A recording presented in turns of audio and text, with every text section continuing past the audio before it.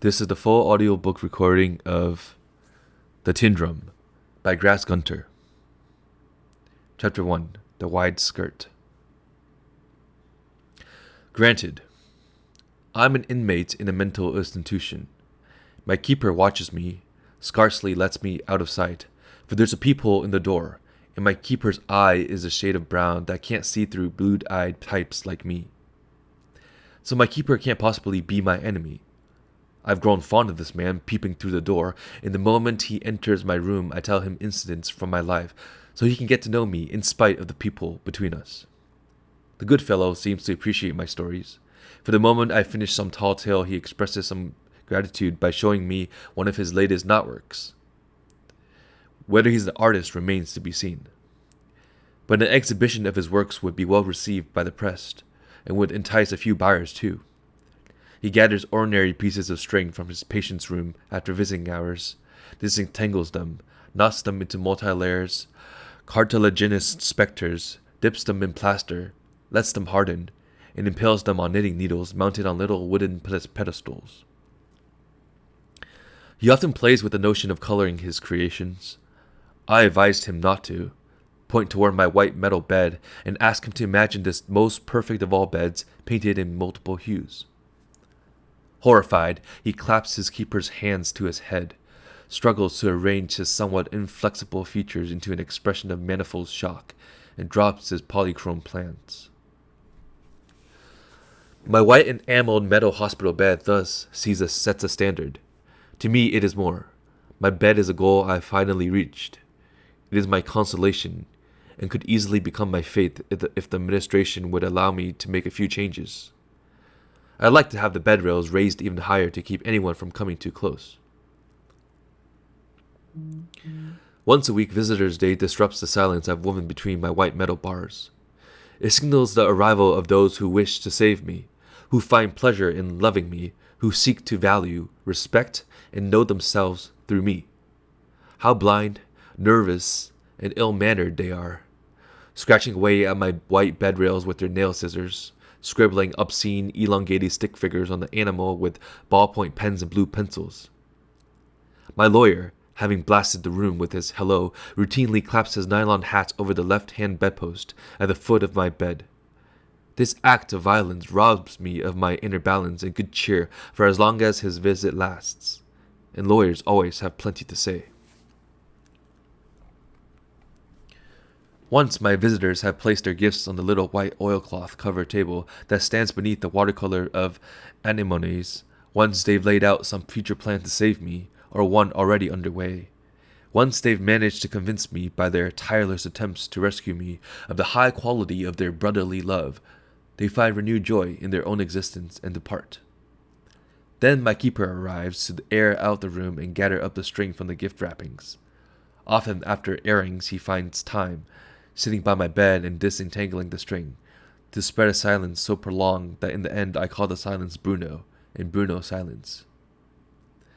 Bruno Munsterberg, I'm talking about my keeper now, I'm done playing with words, brought 500 sheets of writing paper on my behalf. Should this supply prove insufficient, Bruno, who is unmarried, childless, and hails from the Sutherland, will revisit the little stationery shop, which also sells toys, and provide me with whatever additional unlined space I need for my recollections, which I hope will be accurate. I could never have requested this favor of visitors, my lawyer, or Klepp, say. The solicitous love prescribed for me would surely have prevented my friends from anything so dangerous as bringing me blank paper and allowing my incessantly scribble-excreting mind free use of it. When I said to Bruno, "Oh, Bruno, would you buy me a ream of virgin paper?" he looked up at the ceiling, sent his fingers pointing in that same direction to underline the comparison, and replied, "You mean white paper, Herr Oscar?" I stuck with the word virgin and told Bruno to ask for it that way at the shop. When he returned later that afternoon with the package, he seemed that Bruno lost his thought. He stared long and hard a few times at the ceiling, that source of all his bright ideas, and then announced, "That word you recommended was right. I asked for virgin paper, and the salesgirl blushed bright red before she gave me what I wanted." Fearing a long conversation about salesgirls in stationery shops, I regretted having emphasized the paper's innocence by calling it virgin, and said nothing, waited till Bruno had left the room. Only then did I open the package with the 500 sheets of paper. I lifted the resilient stack from my moment and tested its weight. Then I counted off 10 sheets and stored the rest in my bedside table. I found a fountain pen by my photo album in the drawer. It's full. It won't fail for lack of ink. How shall I begin? You can start a story in the middle, then strike out boldly backwards and forward to create confusion. You can be modern, delete all reference to time and distance, and then proclaim or let someone else proclaim that at the 11th hour you finally solved the space-time problem. Or you can start by declaring that novels can no longer be written, and then, behind your back as it were, produce a mighty blockbuster that establishes you as the last of the great novelists. I've also been told it makes a great impression to begin modestly by asserting that novels no longer have heroes, because individuals have ceased to exist, that individualism is a thing of the past, that all human beings are lonely, all equally lonely, with no claims to individual loneliness, that they all form some nameless mass devoid of heroes. All that may be true. But as far as I and my keeper Bruno are concerned, I beg to state that we are both heroes. Quite different heroes. He behind his peephole, I in front of it, and that when he opens the door, the two of us, for all our friendship and loneliness, are still far from being some nameless mass devoid of heroes. All began long before me, for no one should describe his life who lacked the patience to commemorate at least half of his grandparents' existence before detailing his own. To all of you forced to live confusing lives beyond the confines of my mental institution, to all you friends and weekly visitors who have no inkling of my store of paper, I introduce Oscar's maternal grandmother. My grandmother, Anna Bronsky, sat in her skirts late one October afternoon at the edge of a potato field. You could have seen how expertly my grandmother raked the limp potato tops into tidy piles that morning, ate a hunk of bread at noon smeared with dripping and sweetened with syrup, dug through the field one last time, and sat at last in her skirts between two neatly full baskets. Before the upturned and inwardly tilted soles of her boots, flaring up asthmatically from time to time and sending a flat layer of troubled smoke across the slightly tilted crust of the soil, smothering a potato-top fire. The year was 1899. She sat in the heart of Kashubia, near Bissau, nearer still to the brickworks. This side of Ramkau she sat, beyond Verrek, facing the road to Brental, between Dershaw and Carthals. With her back toward the black forest of Goldkrug she sat, shoving potatoes under the hot ashes with the charred tip of a hazel stick. If I've singled out my grandmother's skirts for special mention, making it clear, I hoped, that she was sitting in her skirts, even calling the chapter the wide skirt, it's because I know how much I owed to that article of clothing. My grandmother didn't wear just one skirt. She wore 4, one atop the other. Nor does she wear one top skirt and 3 underskirts. She wore 4 so-called top skirts. Each skirt wore another, but she wore all 4, according to a system of daily rotation. The skirt on top the day before descended one layer on the next. Her second skirt became the third. The skirt that yesterday was third now nestled right against her skin. Yesterday's inmost skirt now clearly showed its pattern, which is none at all. My grandmother Anna Bronsky's skirts all prefer the same standard potato color. It must have suited her. Aside from their color, my grandmother's skirts were distinguished by a lavish expanse of material. They formed broad arcs, billowed when the wind rose, fell slack when it had had enough, rattled as it passed, and all 4 flew out ahead of her when the wind was in her stern. When she sat down, my grandmother gathered her skirts about her. In addition to the 4 skirts that permanently billowed, drooped, draped, or stood stiff and empty by her bed, my grandmother possessed a 5th. This skirt differed in no way from the 4 other potato-colored ones, and this 5th skirt was not always the same 5th skirt. Like its brothers, for skirts are masculine by nature, It too was a subject to rotation, was one of the 4 skirts she wore, and like them, when its time had come each 5th Friday, it descended into the washtub, hung Saturday on the clothesline at the kitchen window, and lay when dry on the ironing board. When, after one of these house-cleaning, baking, washing, and ironing Saturdays, having fed and milked the cow, my grandmother climbed into the tub, tendered something to the suds, let the tube water sink once more, then sat in her grandly flowered towel on the edge of the bed.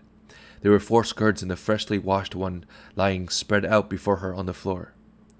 She propped up the lower lid of her right eye with her right forefinger, consulted no one, not even her brother Vincent, and thus reached a speedy conclusion. Barefoot she stood and pushed aside with her toe the skirt whose potato sheen had lost the most luster. The clean one then took its place.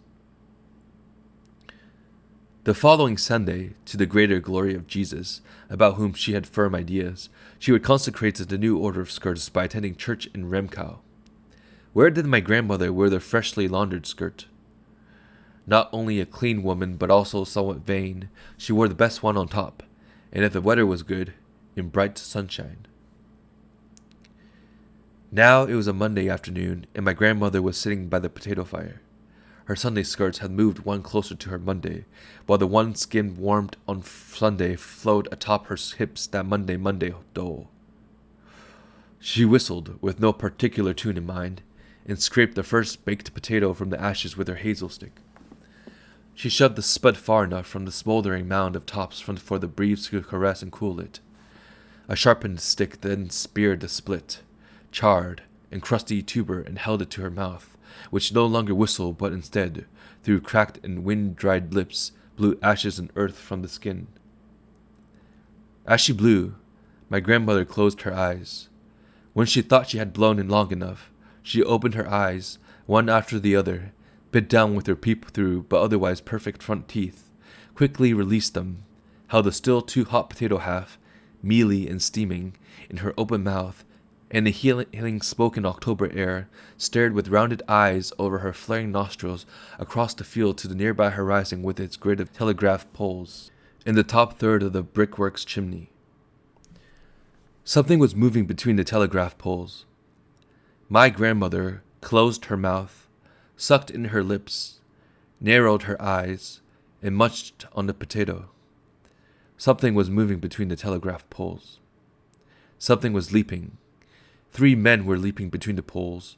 3 made for the chimney, then round in front, when one of them doubled back, took a new running start, seemed short and stout, made it over the chimney, over the brickworks.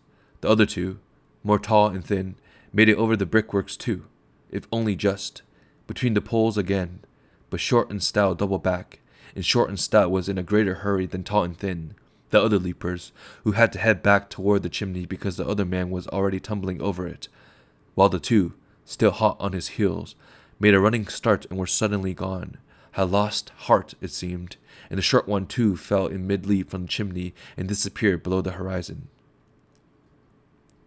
And there they stayed. It was intermission, or they were changing costumes, or coating bricks and getting paid for it.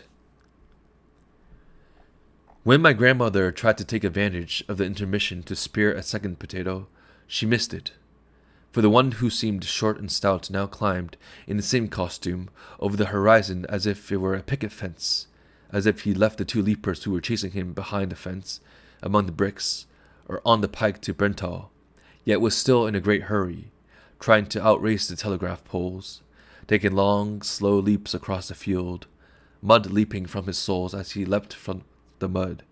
But no matter how far he leapt, he merely crept. He crawled across the muddy earth. At times he seemed stuck to the ground, and then hung suspended in air so long that short and stout he still had time to wipe his brow in mid-leap before planting his leg again in the freshly plowed field that furrowed toward the sunken lane by her 5-acre fields of potatoes. And he made it to the sunken lane, had barely vanished short and stout into the sunken lane, when Tall and Thin, the other two, who may have toured the brickworks meanwhile, climbed likewise over the horizon, and stomped their way tall and thin, but by no means slim across the field, so that my grandmother failed once more to spear her potato. Because that's a sight you don't see every day. 3 grown men, albeit grown in quite different ways, hopping among telegraph poles, practically breaking off the brickworks chimney, then, at intervals, first short and stout, then thin and tall, but all 3 struggling hard, even more mud clinging to their freshly polished boots, leaping through the field that Vincent had plowed just 2 days before, and disappearing into the sunken lane. Now all 3 were gone, and my grandmother dared spear a nearly cold potato. Hastily she blew earth and ashes from the skin, put the whole thing in her mouth at once, thinking, if she was thinking, that they must be from the brickworks, and was still chewing with a circular motion when one of them leapt out of the sunken lane, glanced about wildly over his black mustache, took 2 final leaps to the fire, stood on this, that, and the other side of the fire all at once, fled here, was scared there, didn't know where to head, couldn't go back, since Tall and Thin were coming up the sunken lane behind him, clapped his hands, slapped his knees, his eyes popping from his head, sweat leaping from his brow.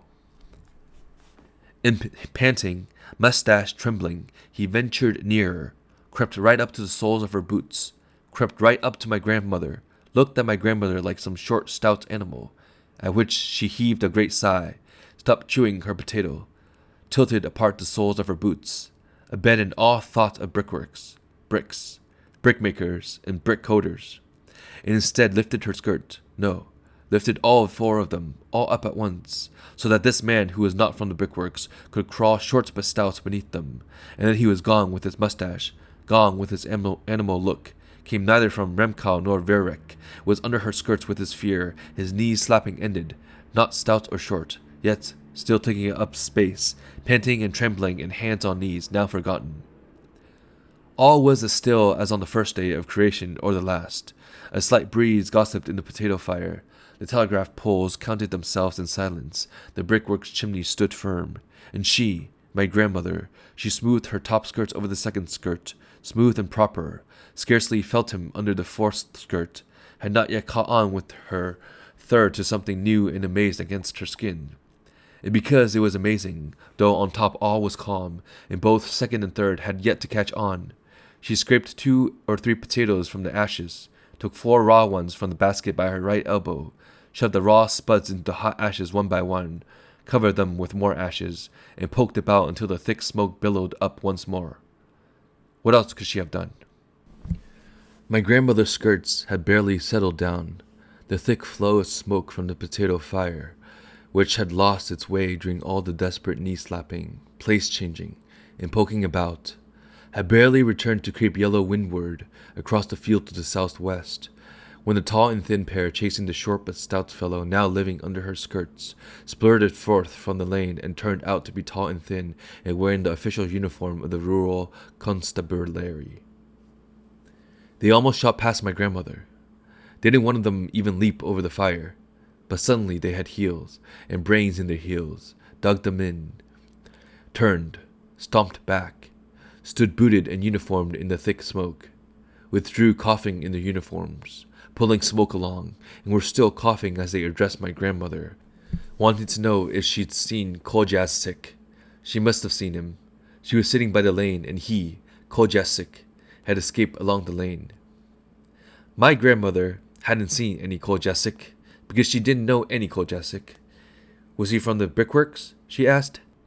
Because the only ones she knew were from the brickworks. But this Koljasik, the uniforms described, had nothing to do with bricks. He was more on the short and stout side. My grandmother thought back, recalled having seen someone like that run past, and pointed, with reference to where he was heading, with a steaming potato spitted on a sharpened stick in the direction of Bissau, which, to judge by the potato, must lie between the 6th and 7th telegraph poles, counting to the right from the chimney of the brickworks. But my grandmother had no idea the man running was Koljasik, blamed her lack of knowledge on the fire at the soles of her boots. It gave her enough to do. It was burning poorly. She didn't have time to worry about people running past or standing in the smoke. In general, she didn't worry about people she didn't know. The only ones she knew were from Bissau, Remkau, Verek, and the brickworks, and that was plenty for her.